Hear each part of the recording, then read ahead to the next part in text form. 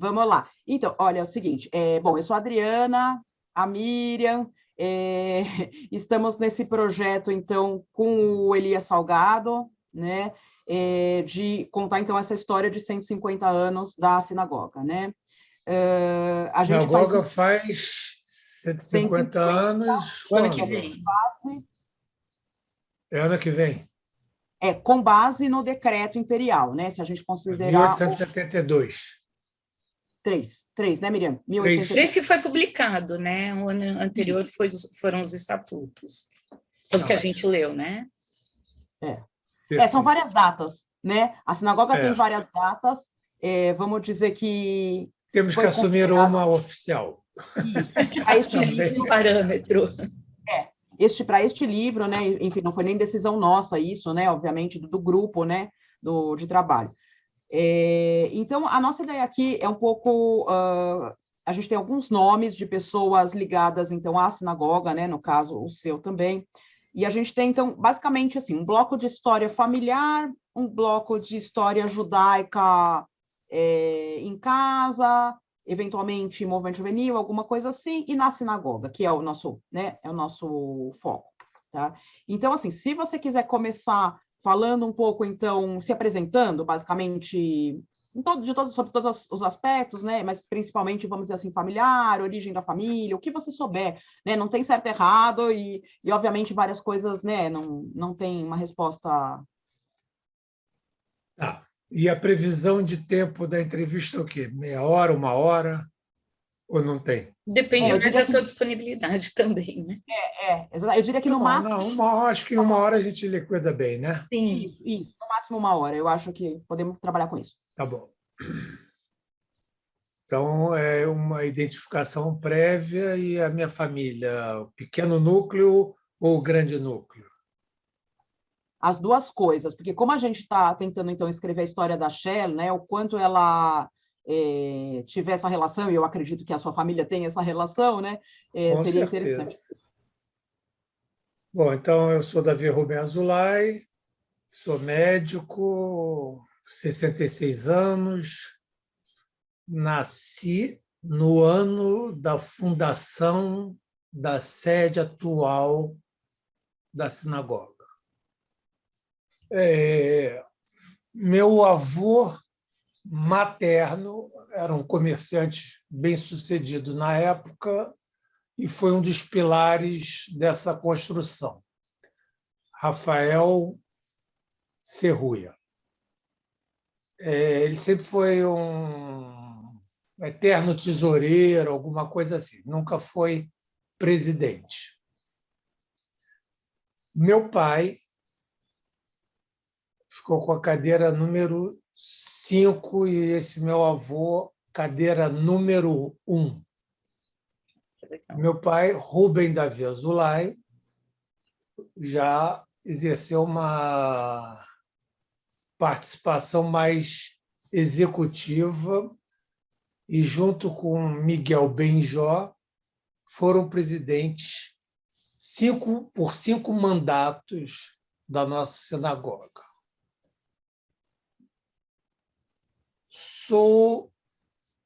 Não posso me considerar um religioso, mas respeito muito as nossas tradições e tenho orgulho de ser judeu, admiro muito a cultura eclética judaica e, sobretudo, o Estado de Israel. Minha família, meu pequeno núcleo, é constituído por Mônica Manella Azulay, minha esposa, e temos 3 filhos. Rubem Davi Azulay, com 31 anos, Leonardo Azulay, com 26 anos, e Vitória Azulay, com 24 anos. Todos os 3 filhos estudaram no colégio, atualmente TTH Barilá, e todos os três fizeram um programa chamado SNAT, hoje em dia, para alguns movimentos é SNAT, para outro Archará, que aliás, o do Bnei Akiva chama-se Archará. Todos os três fizeram esse programa e passaram em Israel quase um ano. 2 deles falam muito bem hebraico e minha esposa também estudou no Bar Ilan, depois foi para o Liesen, mas a base dela é Bar Ilan, também fala bem hebraico. E hoje eu também estudei no Bar Ilan, só que eu estudei só até o 4º primário. Fiz um ano não. Fiz o PAN de 6 meses em Israel em 1976. Reforcei um pouco o hebraico, além do Bar Mitzvah, evidentemente. Hoje em dia eu já devo estar no 3º ano de aula semanal de hebraico. E hoje em dia estou falando razoavelmente bem hebraico. Ou relativamente, melhor dizendo. E, bom, em casa, em épocas de maior intensidade na religião, tem épocas de menor intensidade. Respeitamos, com certeza, o Pêssar, fazemos Shabat sempre que possível.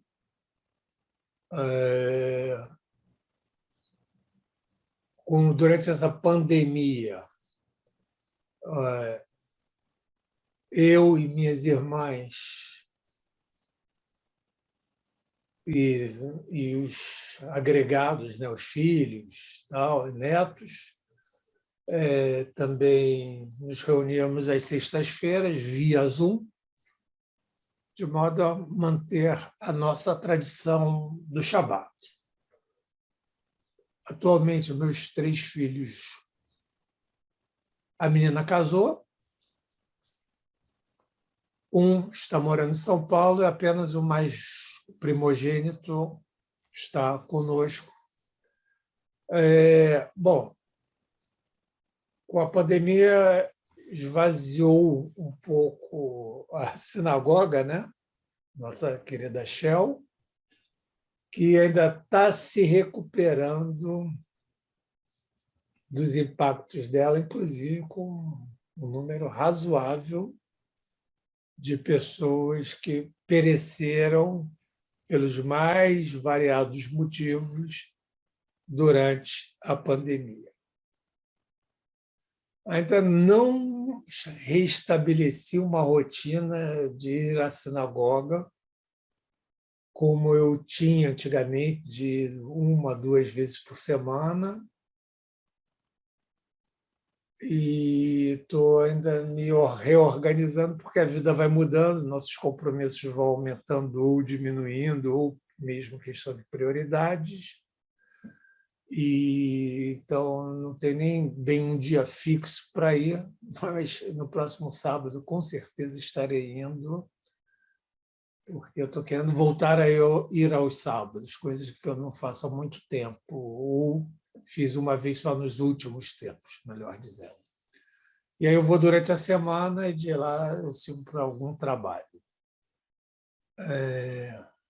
Bom, eu tenho uma ligação mais do que religiosa com a sinagoga, e eu diria que é muito mais de afetividade por vínculos de tradição da família, e isso me motiva a frequentar a nossa Shell e apoiá-la dentro das minhas limitações. Bom, é isso. O que mais vocês querem saber?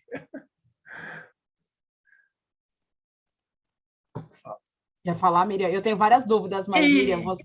Não, são duas, né? Tipo assim, seus filhos frequentam a sinagoga, os jovens frequentam, Não, meus filhos só frequentam a sinagoga nas festas maiores, fundamentalmente Rosh Hashanah e Yom Kippur.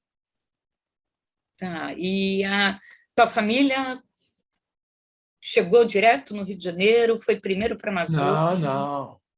Olha só, meu avô, quando tinha 13 anos, eu acho que lá por 1890 e tantos, saiu do Marrocos, pegou um barco e foi para a Amazônia. E não sei se foi para Belém ou para Manaus de cara, e lá se radicou. Depois, esse é o lado paterno. O lado materno, quer dizer, minha avó, que casou com esse meu avô, é meia-irmã da minha avó materna. E a origem do meu avô materno eu não sei direito. Bom, e aí eles foram e ficaram na Amazônia. Meus avós paternos tiveram 8 filhos, e dos quais meu pai, Rubem Davi Azulay, é o primogênito, e ele com 30, com 20 anos, mais ou menos, veio para o Rio de Janeiro. Ele era líder estudantil lá, era época de luta política, integralismo, e ele não pôde continuar na faculdade. Ele também era líder da União Estudantil Paraense da época, e aí teve uma reunião, um encontro de jovens que apoiavam esse movimento no Teatro da Paz, que é lindíssimo, para quem não conhece, vale a pena conhecer. E aí os integralistas entraram, houve uma briga, não acabou nem o discurso, que era proferido por ele, e aí ele viu que não tinha mais condição de continuar por lá, caçaram a bolsa que ele tinha da Faculdade de Medicina, que ele conseguiu através de uma campanha política do Major Barata.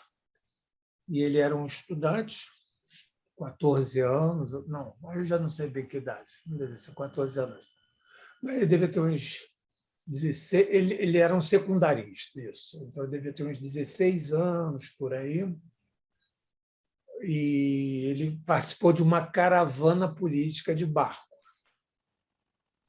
E aí ele foi designado para fazer um discurso para alguma determinada população que ia receber as crianças, e eu não sei bem qual era a história, assim, receber as crianças de volta, e aí, a partir daí, ele virou orador. E como esse Major Barata venceu as eleições, ele pediu uma vaga na universidade, que foi aceita. Então, ele cursou durante 2 anos, alguma coisa assim, e aí começou essa questão da política. E como os integralistas começaram a vencer a história, ele ia ser expulso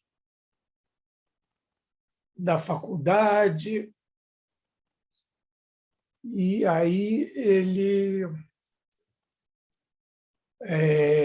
Aí tem um professor que o defende porque ele era um aluno brilhante, aí consegue não jubilá-lo, e ele, Mas, no entanto, eles cobram retroativo os 2 anos que ele fez da faculdade. Como ele era muito brilhante, inteligente, e conseguiu permanecer lá, ele criou um curso, uma matéria de histologia, em que ele começou a dar aula para os alunos. Com esse dinheiro, ele conseguiu pagar a faculdade, os 2 anos, e ainda se sentiu um milionário. Mas aí a briga política continuou. Aí teve aquele episódio que eu já narrei do Teatro da Paz, e aí ele viu que não tinha mais condição de ficar lá. Aí ele veio para Fluminense, Niterói. E aí é outra parte da história, que aí já deixa de ser a história que vocês estão buscando aqui. Então, esse é o lado paterno, né? E do lado... Eu só queria, antes da gente passar para o lado materno, então, aqui a gente está falando, então, dos Azulay, né? Isso. E aí... Exatamente. O lado Serruia eu conheço pouco, porque, né, eu conheço minha avó, basicamente, porque meu avô já tinha falecido na hora que eu nasci. Na época que eu nasci. Aliás, eu acho que não, mas eu era muito pequeno quando ele faleceu, então nem sei de nada. Talvez, depois eu passo para a Miriam o telefone da minha irmã mais velha, que pode contar alguma coisa do lado Serruia, porque eu conheço muito pouco. A única coisa que eu sei direito é que a minha avó paterna é meia-irmã da minha avó materna, e nada além disso. Não sei conviver tanto com os Azulay que não sei. Mas só curiosidade também, então, Serruia é uma família marroquina também, né? Também, com certeza absoluta. E Agora, como também... chegou em Marrocos, eu não sei. Mas Ainda tem também uma passou pela... vertente meio inglesa aí. Alguém que chegou de algum lugar da Inglaterra, não sei, da Escócia, não sei, tem uma coisa meio confusa aí que eu não sei. Mas também deve ter passado pela Amazônia antes de chegar no Rio. Não, essa parte da Inglaterra eu não sei. Bom, aí voltando à história.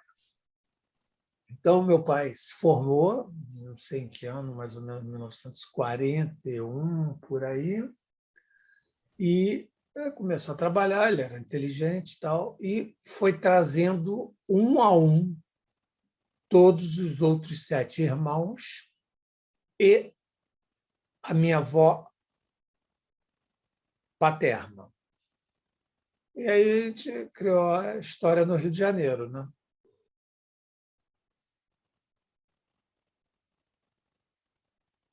Ok, e só Bom, curiosidade, a então, sua... meu pai casou com a minha mãe, sabe que eu não sei nem o ano, mas ela tinha uns 17 anos. E ela é de... Ih, agora confunde tudo. Então, ela deve ter casado em... Nem sei. Vou dar o telefone da minha irmã para quem sabe ela esclareça um pouco. A minha irmã mais velha. É ótimo. Vocês são em quantos irmãos? Somos 4 filhos. 4 irmãos. Ah, que ótimo. E assim, tua tradição em casa, até quando antes de casar, vocês respeitavam? Tinha alguma... Falavam raquitia, comida típica? Tá, não, olha só.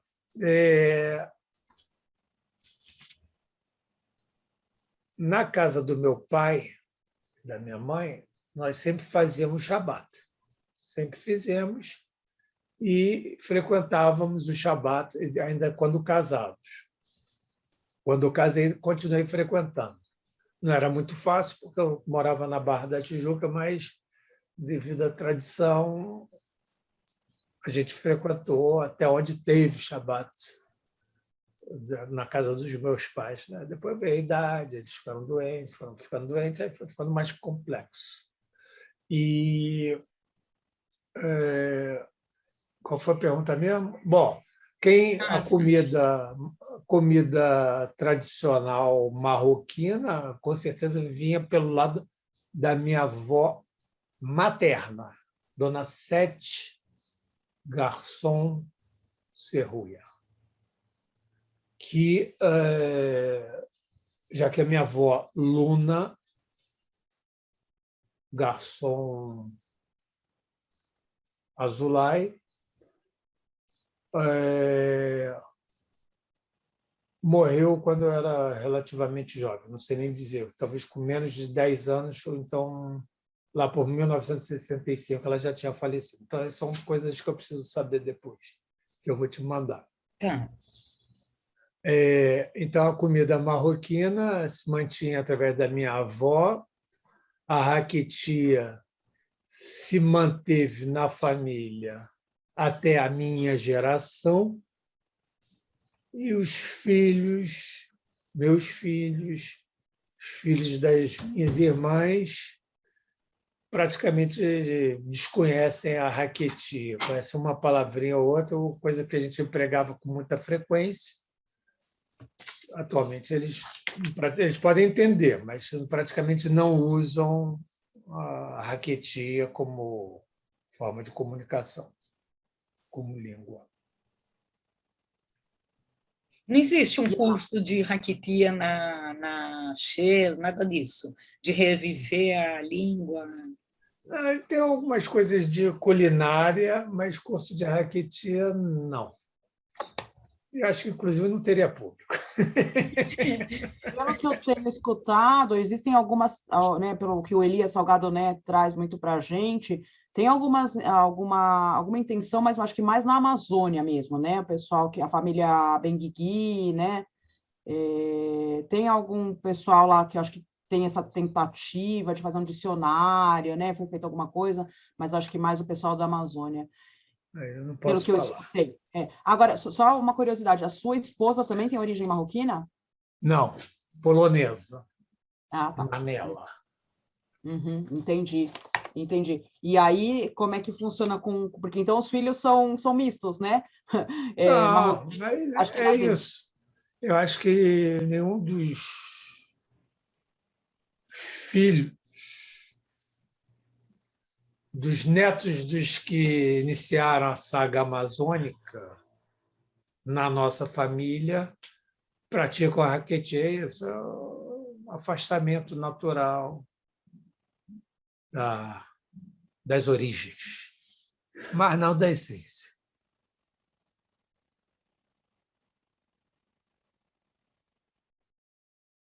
Está muda, Miriam? E, mais uma vez, perguntando em relação aos jovens na sinagoga, existe alguma participação no geral? Como que vocês veem a continuidade da sinagoga? Se é que vocês têm algum projeto, alguma encaminhamento? Essa pergunta real. O problema é o seguinte, não vai falar nada disso, mas eu sempre vi, desde jovem, adulto jovem, alguma coisa assim, eu sempre vi a sinagoga como uma coisa decadente, assim, no seu apelo.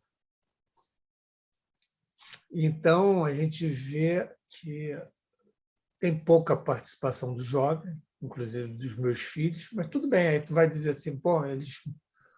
Um tá em São... Bom, mesmo que morasse aqui no Rio de Janeiro, morando na Barra, eles não teriam vontade de ir à minha sinagoga, onde eu me ligo muito mais por questões afetivas do que necessariamente religiosas, e eu também só entendo a religião como uma ligação com a origem. Eu não tenho vontade de trocar de sinagoga nem para mais bonita, nem para mais rica, nem para mais simpática do mundo. Aquela ali é a minha história. Então, eles não compartilham esse modo de pensar, e cada um que fique com o seu modo de pensar e haja de acordo, guardado os princípios básicos da boa educação, e cada um vai dar a sua linha de judaísmo dentro da sua possibilidade. Minha filha está noiva agora de um rapaz que é judeu e é religioso, assim, no mesmo patamar do meu filho do meio, do Leonardo. Reza, também vejo, às vezes, até o mais velho colocar tefilim, rezar, tal, mas cada um a seu modo. Assim como cada um é judeu a seu modo. Essa é a minha visão do judaísmo. É Não real. existe mais judeu, menos judeu, o que às vezes parece uma coisa, na verdade é outra, e por aí vamos. Então, não dá para comparar muito essas coisas, não, nem convém. Não, e mais uma dúvida, assim, o que te representa o nome da sinagoga, né, atos de bondade, Gemilut Hassadim, em relação à sinagoga em si? Se é que dá para falar. Olha só, não, claro que dá. Olha só, o nome é bonito, né? E é um Shell com L só, né? As pessoas pensam que é com 2 E. Shell, Sociedade Israelita de Ajuda aos Necessitados. Não é isso? Você não sabia disso, não, Miriam? Sim, geralmente eu até ia perguntar, porque geralmente as Hevrot Kadishot, não sei como fala, no plural, geralmente eles carregam esse nome, né? Pelo fato de o enterro ser o ato de bondade que você pode fazer para uma pessoa que faleceu. Então, geralmente, o Hebra Kadisha leva esse nome. Leva qual? De Shell? Não, é o Gemilut Hassadim. Então, o nome é de ajuda aos necessitados. E, então, apesar de sermos o que foi uma sinagoga com poder, com dinheiro, no passado, hoje em dia vive sempre com as contas apertadas, como todos, como a maioria, eu diria que talvez mais de 90% das instituições judaicas, principalmente no Rio de Janeiro. Então, a gente tem três fatores. Apesar da diminuição de judeus na cidade do Rio de Janeiro, vou falar do Rio de Janeiro, da cidade do Rio de Janeiro, por conta de assimilação e aliot, houve aumento nos últimos anos de instituições judaicas. Isso tudo gera custo, então o certo seria a fusão de várias entidades para fortalecê-las e torná-las mais saudáveis economicamente. Os colégios fizeram isso com certa tranquilidade. Outro aspecto também importante, que a comunidade perdeu o poder econômico. Houve uma diminuição do número de judeus e uma diminuição do poder aquisitivo das pessoas como um todo. Então, isso torna mais difícil a colaboração financeira efetiva. Apesar da nossa sinagoga sofrer desses problemas, ela, em 1997, o nosso rabino Anijar, antecessor do rabino Isaac Ben Zaquem, o atual, sofreu... Então, esse Rabino Anidjar era Abraham Anidjar, era o rabino. Em outubro de 1997, teve um AVC, acidente vascular cerebral, e assim ficou doente durante muitos e muitos e muitos anos. Muitos e muitos anos. Não sei te dizer a vocês quando ele faleceu, mas talvez 15 anos, uma coisa assim extraordinária. E ele morava no apartamento da sinagoga, e durante todo esse tempo foi mantido o salário dele. Como, depois que ele faleceu, a esposa, Dona Ouro, permaneceu morando no imóvel que era da sinagoga. Então, isso é só um exemplo da grandeza do sentimento que permeia a nossa sinagoga, quer dizer, a justiça, né? Sem muito se importar com uma questão financeira, vamos dizer assim. Então,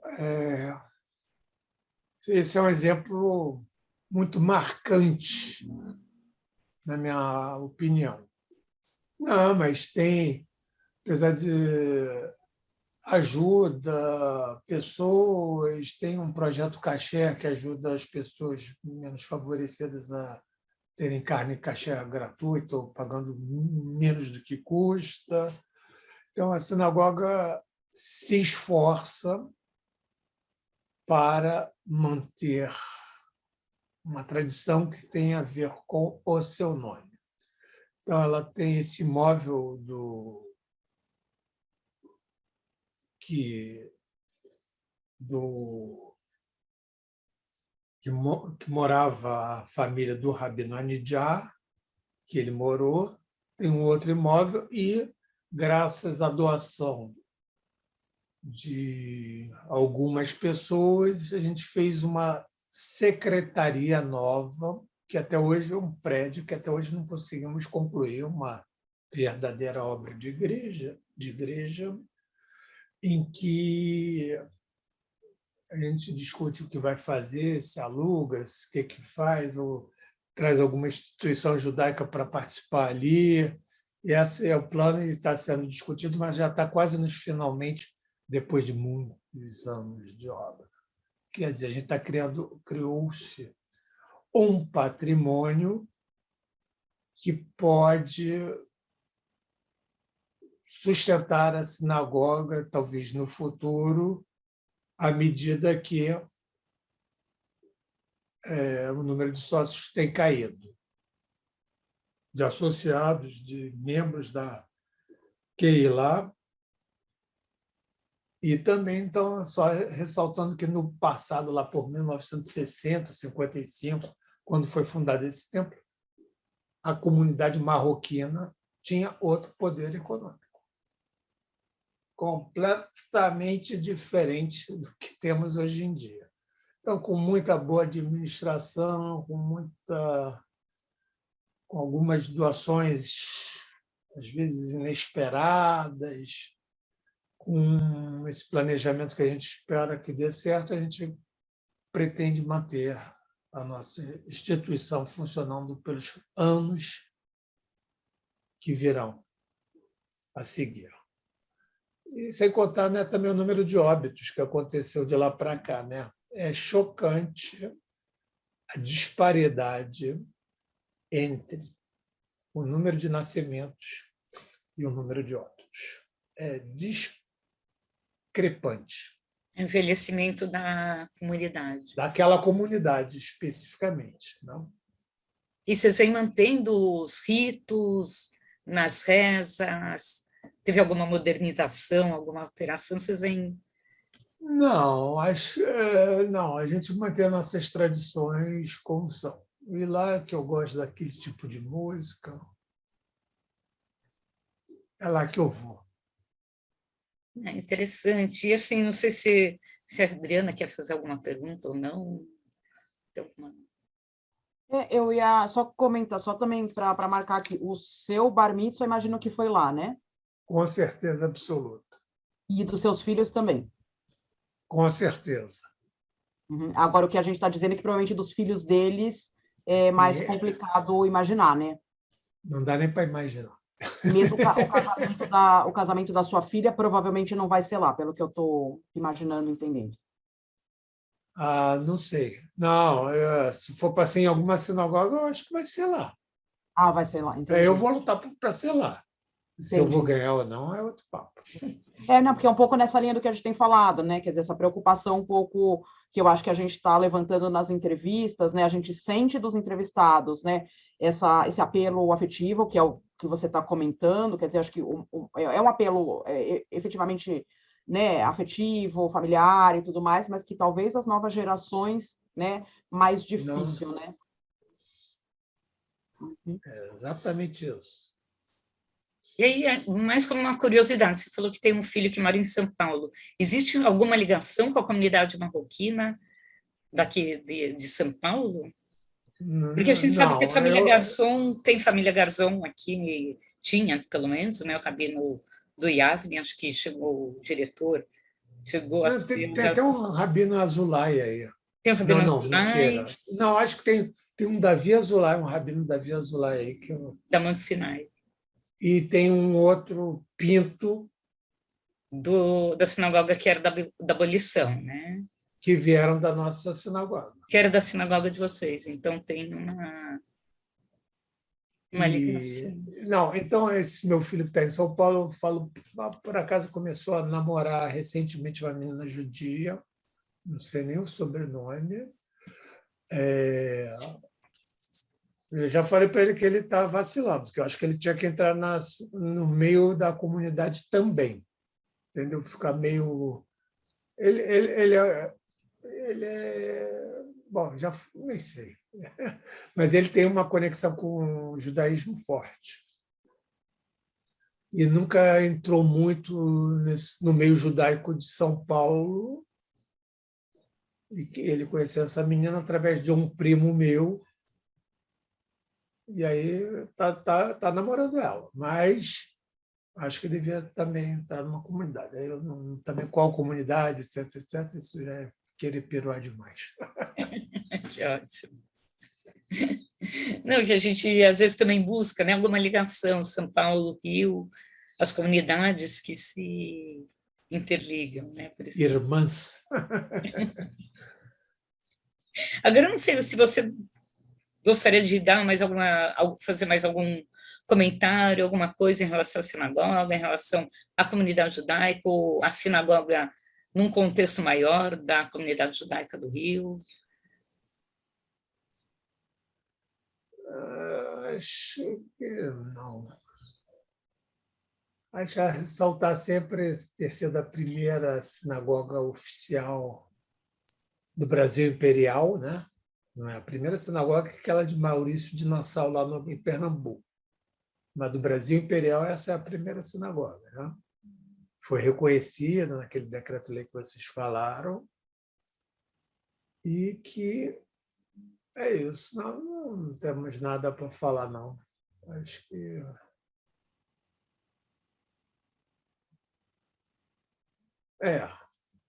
Tem um projeto de aulas semanais, palestras semanais do Rabino Benzaquim, que é alguma coisa que mantém viva para o exterior a nossa sinagoga também. É isso, acho que não tem muita coisa para falar a mais, não. Eu ia só perguntar, então, outra coisa que eu tenho perguntado também, um pouco a questão da localização, né? Que aí você até comentou, no seu caso, por exemplo, né, a distância. Então, isso é uma questão também, porque a quem você pergunta, fala, a sinagoga nunca vai sair de Botafogo, né? É isso, né? Ela tem uma história, mas, ao mesmo tempo, as pessoas, me parece, não moram em Botafogo. As pessoas que frequentam, na sua maioria, não moram em Botafogo, me parece. né? Então, também, essa é uma questão, quer dizer, ao mesmo tempo a sinagoga não vai mudar de lugar, ao mesmo tempo as pessoas não estão em Botafogo, né? Essa é uma grande questão. Não que antigamente as pessoas morassem em Botafogo, mas moravam em Copacabana, nas adjacências, Flamengo, Botafogo, talvez Ipanema, tal, tudo era perto, né? Mas aí a cidade expandiu para a Barra da Tijuca. E eu, como alguns outros, viemos morar aqui. Mais um fator de enfraquecimento. Não porque eu ainda continuo indo, né? Mas eu diria que os outros não continuaram indo, boa parte dos outros não continuou a ir. Há muitos e muitos anos, talvez 20 anos, havia até um projeto, um papo, de criar uma Shell na Barra da Tijuca. Só que não foi à frente. E se você me perguntasse o que eu acho disso hoje em dia, eu acho uma ideia completamente sem sentido, porque vai ser criar mais uma entidade para um número menor de judeus interessados, com mais gastos. Então, sou pela fusão como futuro melhor para a comunidade judaica do Rio de Janeiro de 2022, a fusão de entidades das mais variados setores, e para isso tem que ter bom senso e desapego a certas tradições, ou a muitas tradições, e até mesmo vaidade.